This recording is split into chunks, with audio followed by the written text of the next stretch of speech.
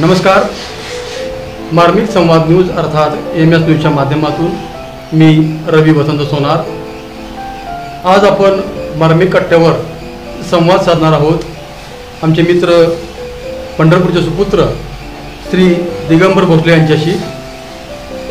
श्री दिगंबर भोसले यांना नुकताच युवा महाराष्ट्र फाउंडेशन पुणे या संस्थेच्या माध्यमातून 2024 या सालासाठीचा महाराष्ट्र रत्न पुरस्कार मिळालेला आहे. भोसले साहेब नमस्कार. नमस्कार. प्रथमतः तुम्हाला हा जो पुरस्कार मिळाला त्याबद्दल तुमचे अभिनंदन. धन्यवाद. तुम्हाला हा जो पुरस्कार मिळालेला आहे त्या पुरस्काराची पार्श्वभूमी आमच्या दर्शकांना थोडक्यात सांगा. नमस्कार मित्र, मी दिगंबर बाबुराव भोसले, राहणार पंढरपूर. हा जो महाराष्ट्र रत्न पुरस्कार मला मिळालेला आहे तो सायकलिंग या खेळासाठी मिळालेला आहे. मी 1965 पासून सायकल या खेळावर प्रेम करतो आणि सायकल चालवत आहे.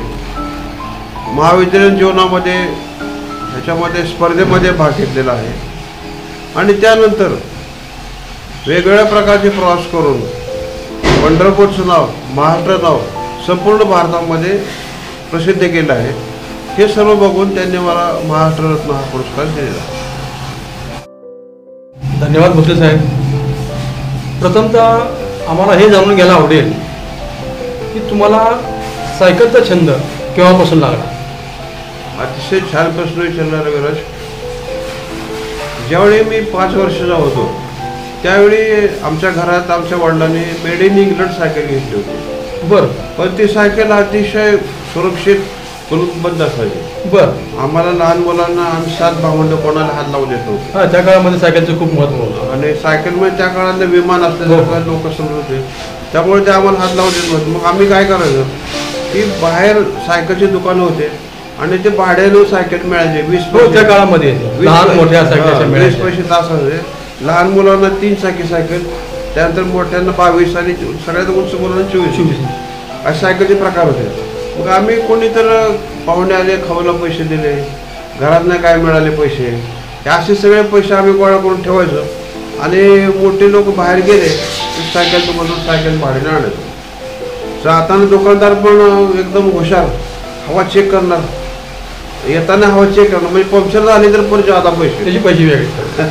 अशा प्रकारे त्यावेळी आम्ही सायकलिंगचा छंद त्यावेळेपासून सुरू केलेला आहे. प्रत्येकाच लहान मुलगा सायकल खेळत असतो. लहानपणी प्रत्येकालाच सायकलचं वेड असतं.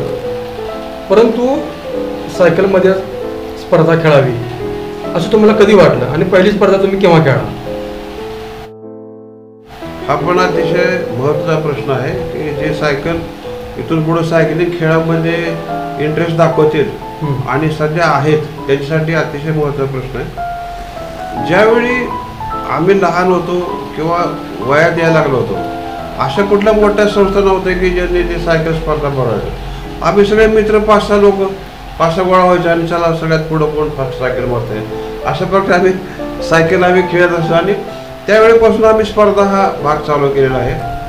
आणि त्यानंतर मग बरेच दिवस सायकलिंगमध्ये गॅप पडला कारण वडिलांनी सायकल आम्हाला काही दिली नाही.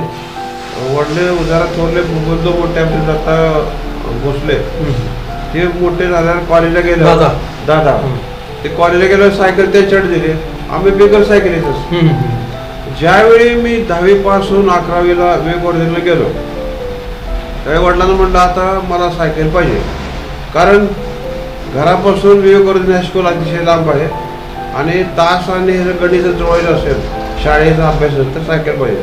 तर त्यावेळी वडिलांनी मला सांगोल्यामधून SD खदीप या दुकानातून एक सायकल घेऊन दिले. वडील रेल्वेनं आले आणि मी सायकलीवर पंढरपूरला आलो. त्यांच्या रेल्वेच्या आधी मी पंढरपूर पोहोचलो. वा वा.